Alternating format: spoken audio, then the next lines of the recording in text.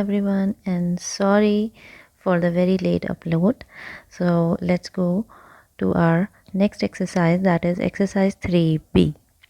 So we are going to solve question number 1A of exercise 3B. In this exercise we are going to study factorization method.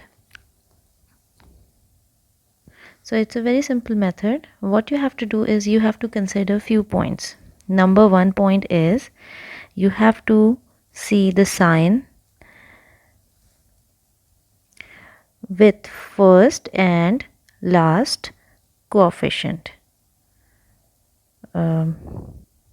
See, so I've written over here, that's the first very important point. We have to consider the signs with the first and the last coefficient. The second point is what we have to consider are the coefficient of the first and the last terms. So as we can see in this question, let me change the color, that the coefficient here with the first and the last term is 1 and 8.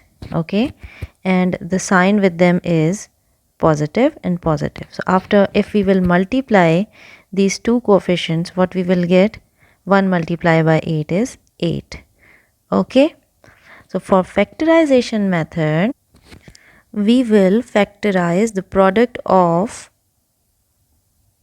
first and the last term, which is number 8. So I'm going to factorize number 8 and like this, and out of these factors I am going to find out two numbers that will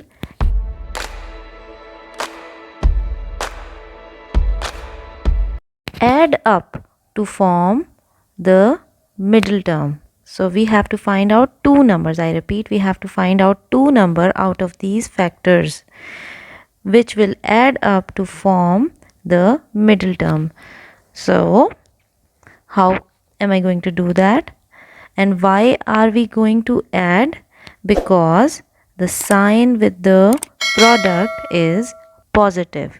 If there would be a negative sign, then we will subtract, and I'll show you how.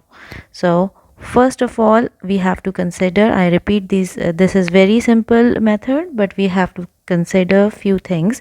First, we consider the sign with the first term and the last terms, and the coefficient with the first and the last term, and then we will take the product of the coefficient of the first and the last term along with their sign, and the product we will factorize, and we will find out two numbers out of these factors which we will add to form the middle term. So let's do it. As we can see that factors are 2, and 1. So if I am going to, let's see, 2 multiplied by 2 multiplied by 2 is 8, and 1 is also the factor. So if I am going to add 8 with 1, I will get 9. So I am going to write down over here. Actually, I will break this 9a into two factors. That is, a square I am going to copy, and I am going to write here 9a, I am going to write 8a plus 1a plus 8. So what have I done over here? That I have broken the middle term into our factors, two factors that we find out. That's it. Simple. So now what am I going to do? From first two term I will take out common, and then I will take out common from the other two terms. So from here, as I can see, that the common will be a, and what will remain inside is a plus 8. That's it. And here is we can take out common 1 and a plus 8. So as we can see that the bracket is same, what we are going to do, we will take out the common out of it, 1 plus 8, and what remains inside is a plus 1. That's it. It's very simple. This is our answer. So first, just you have to consider these two rules to break the middle term. That's it. Similarly, with the same method, we will solve another question, question number 1D. As I've told you before, first term and the last term, the product of the first and the last term will be 28. So we're going to factorize 28 like this. 2 multiplied by 2 multiplied by 7 multiplied by 1 are the factors. And what we are going to do is we have to find out two numbers that will add up to form our middle term so that we can break the middle term. Alright, so what it's going to be, if 2 multiplied by 7, let's see, is 14, and okay, so it's very simple. 14 and 2 will add up to form 16. Okay, so I'm going to write it down like this. D square I will copy, and as we can see that here the sign is negative, so I am going to break it in the negative form. Minus 14d minus 2d plus 28. That's it. And similarly, I have told you that we will find out the common. D common from the first two term, d minus 14. Then again minus 2, I will take out common, minus 2, d minus 14. Okay, now d minus 14 and d minus 14 are common. So d minus 14 in the first bracket, and the other bracket will have d minus 2. That's our answer. Simple. Now question number 1E. What we are going to do if we have negative in our last term, negative sign in our last term. As I've told you, what we have to consider, we have to consider the signs with the first and the last term. So one of our term has the negative sign. Okay, and the second point, we have to consider coefficient of first and the last term. So coefficient of the first and the last term are 1 and minus 16. So 1 and minus 16 will be multiplication, will 1 multiplied by minus 16 is minus 16. All right, now what we are going to do, first of all we will find the factor of 16 like this. So 2 multiplied by 2 multiplied by 2 multiplied by 2 is 16.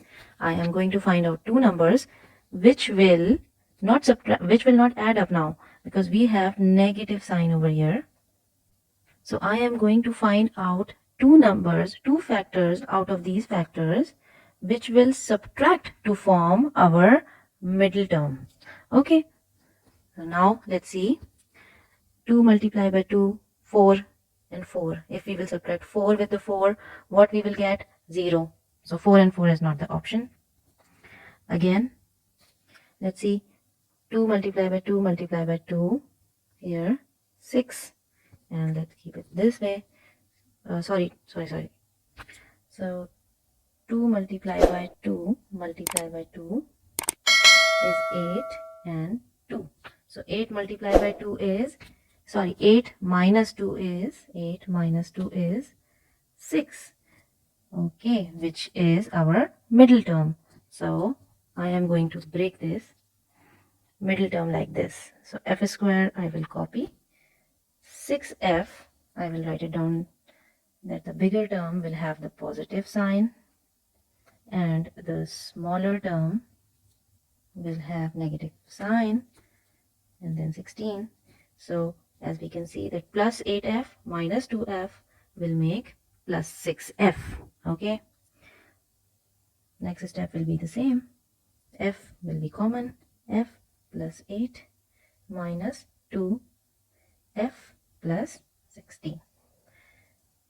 So f, we have taken common f and minus 2 here, and now again the common bracket will go first, and f minus 2 is the answer. Another question 1G with the similar method, and what we are going to see over here, the coefficient and the sign of the first and the last term, which is 1 multiplied by minus 12 is going to be minus 12, and I'm going to find out the factors of 12 like this. Okay, and out of these factors I am going to find out two numbers which will subtract to form our middle term minus 4k. So let's see, 2 multiplied by 2 is 4, 4 and 3, so 4 minus 3 is 1, which is not 4k, not a middle term. Let's see another number, maybe 2 multiplied by 3, 6, and 6 and 2, so 6 minus 2 will be 4. Okay, so 6 minus 2 will be 4. Okay, so we have got two numbers, k square. I will write it down in such a way that our answer will be minus 4k. So the bigger term will have minus sign, other term will have positive sign, so that they will subtract to form exact minus 2k, our middle term, minus 12. Okay, now I will take common from the first and the second and third and the fourth term. So k is common. What will remain inside is k minus 6 and plus, not plus 1. Here we have 2 and 12. So if I'll take plus 2 common, we will have the same bracket, k minus 6. Okay, plus 2.